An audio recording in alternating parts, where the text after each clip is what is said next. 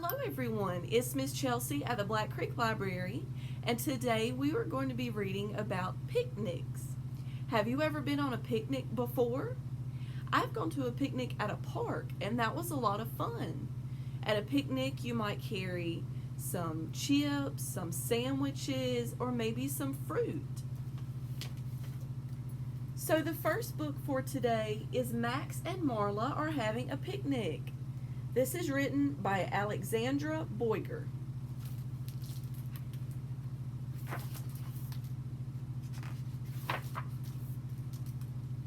Max and Marla are waiting for the first sunny day of spring.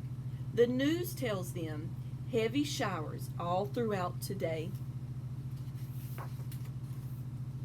Warm and sunny tomorrow. You see, each year these two best friends celebrate the beginning of spring with a picnic extraordinaire down by the lake. We'll make all of our favorite dishes, right, Marla? Homemade lemonade, potato salad, cheese and baguette, vanilla pudding with fresh strawberries, and Grandma's special cake, a Google Huff. Did I miss anything?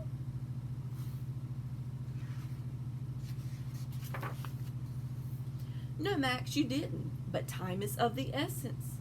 Marla? Marla! Oh, well. They managed to finish it all just fine, even with Marla's help.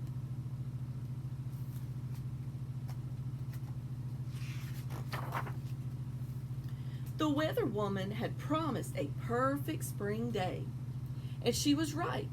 It's sunny, it's warm, and it is about time. This is going to be the best picnic ever.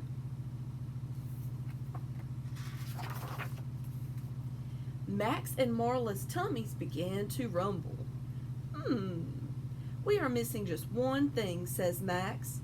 I'll be back in a minute.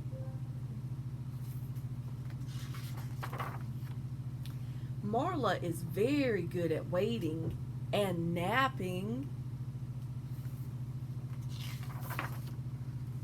This day is perfect. Max is finally back. These flowers are for you. Marla, what has happened here? You have started without me. Look, there are food thieves at work.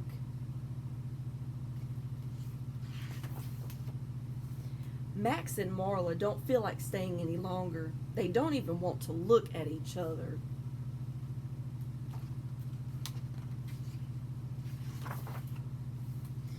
This was not a good day.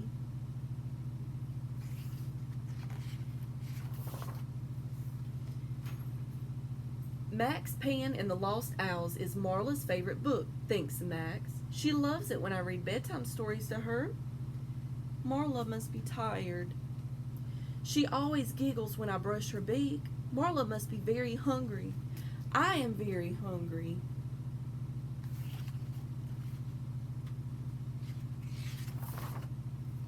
Max has an idea.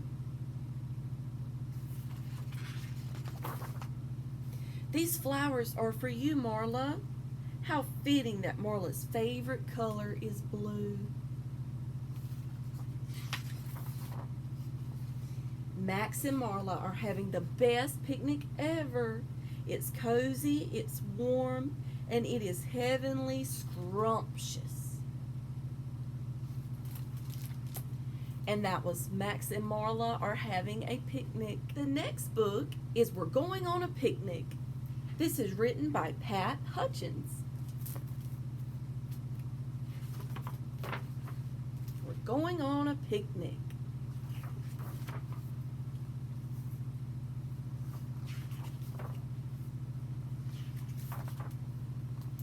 Let's go on a picnic, said Hen, Duck, and Goose. It is such a lovely day.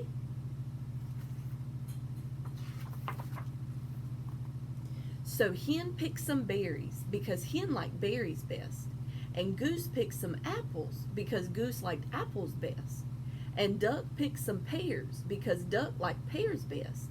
And they put them in the basket.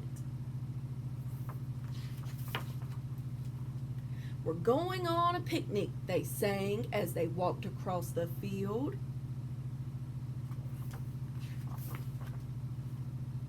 This looks like a nice place for a picnic, said Hen and set the basket down.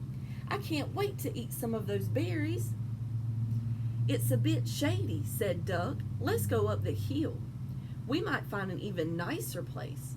All right, said Hen, but it's your turn to carry the basket. We're going on a picnic, they sang as they walked up the hill. This looks like a nice place for a picnic, said Duck and set the basket down. I can't wait to eat some of those pears. It's a bit windy, said Goose. Let's go down the hill. We might find an even nicer place. All right, said Duck, but it's your turn to carry the basket. We're going on a picnic, they sang as they walked down the hill.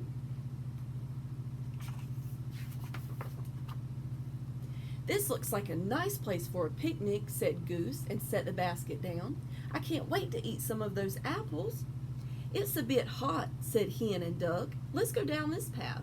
We might find an even nicer place. All right, said Goose, but let's all carry the basket. We're going on a picnic, they sang as they walked around the lane. Oh, they cried and set the basket down. We've walked back home and we haven't had our picnic. Off we go again, said Hen, but when they picked up the basket, it was very light and very empty. Duck, said Hen, did you eat the pears? No, said Duck. Goose, said Hen, did you eat the apples? No, said Goose. Hen, said Duck and Goose, did you eat the berries? No, said Hen. Then they must have fallen out, said everyone at the same time. So Hen picked some more berries because Hen liked berries best, and Goose picked some more apples because Goose liked apples best, and Duck picked some more pears because Duck liked pears best, and they put them in the basket. We're going on a picnic, they sang as they walked across the field. This looks like a nice place for a picnic, they all said, and set the basket down. And that was We're Going on a Picnic. Okay, now we will sing a song, The Ants Go Marching. Can you help me sing it? Great!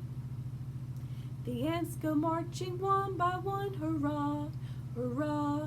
The ants go marching one by one, hurrah, hurrah.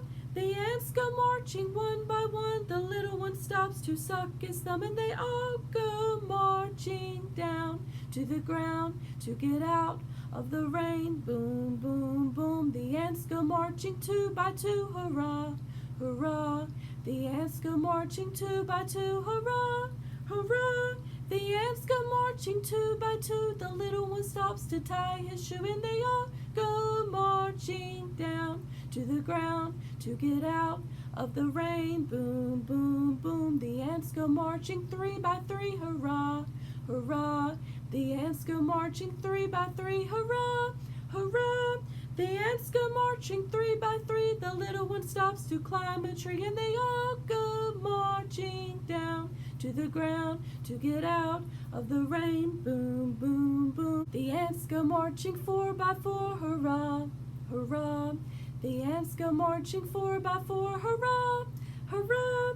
The ants go marching four by four. The little one stops to shut the door, and they all go marching down to the ground to get out of the rain. Boom, boom, boom. The ants go marching five by five, hurrah, hurrah.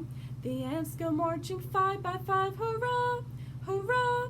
The ants go marching 5 by 5. The little one stops to take a dive, and they all go marching down to the ground to get out of the rain. Boom, boom, boom.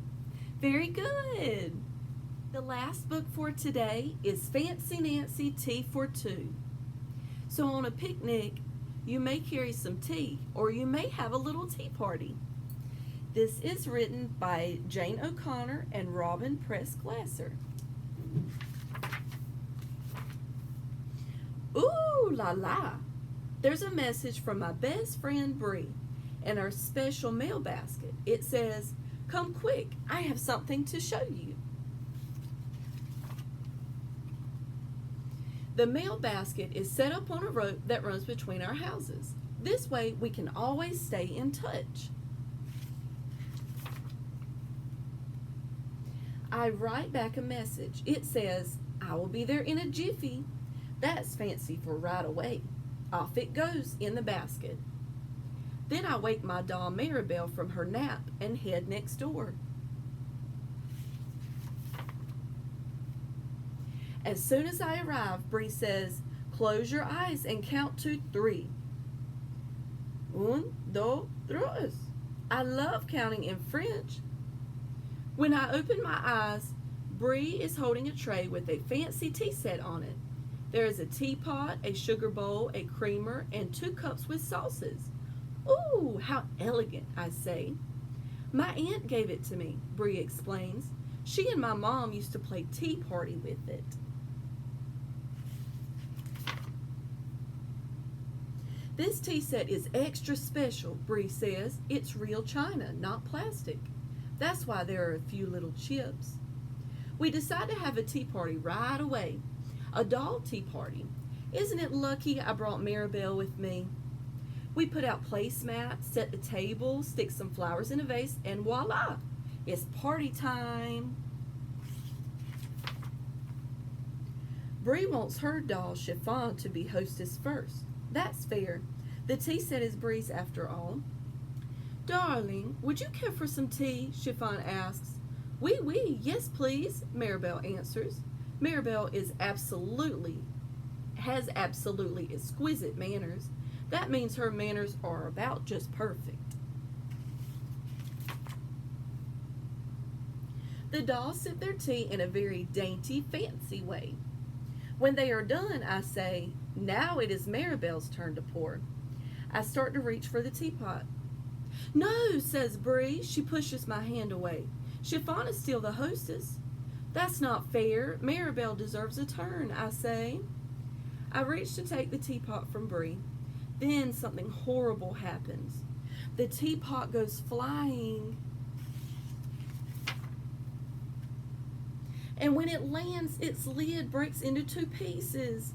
"My tea set is wrecked," Bree shouts. "It was an accident," I say. And anyway, the teapot already had a chip in it. Bree flops on her bed and covers her face. "Go home. I don't want to play." "Fine. I'm leaving and I'm not coming back. Au revoir." Then Maribel and I storm out of Bree's house and back to mine. At home, I keep looking outside my window to see if Bree sent a message saying she's sorry for how mean she was. But the mail basket is empty. During dinner, my mom asks if something is wrong, so I tell everyone what happened. My dad says, "Even though it was an accident, it was your fault the teapot broke." My mom asks, "Did you say you were sorry?" "Well, not exactly," I say. "That's what you need to do," Mom says. My parents are right. But what if Bree stays mad at me forever? The next morning, I go over to Bree's house to apologize, which is the fancy word for saying sorry. But when she answers the door, all I do is burst into tears. Bree starts crying then too. "I'm sorry I hogged the tea set. And I'm so sorry I broke the teapot. I never should have grabbed it. I was scared we weren't going to be best friends anymore," I tell Bree. "Me too," Bree says. Then we embrace, which is fancy for hug. And guess what? The teapot is already repaired, which means it's fixed and fine again, just like our friendship. And that was Fancy Nancy Tea for Two. Thank you so much for joining me today. I hope you enjoyed listening to stories about a picnic. And hopefully, when the weather gets warmer, you can have a picnic, even if it is just inside of your house. See you later, alligator. So long, King Kong. In a while, crocodile. See you next time. Bye bye.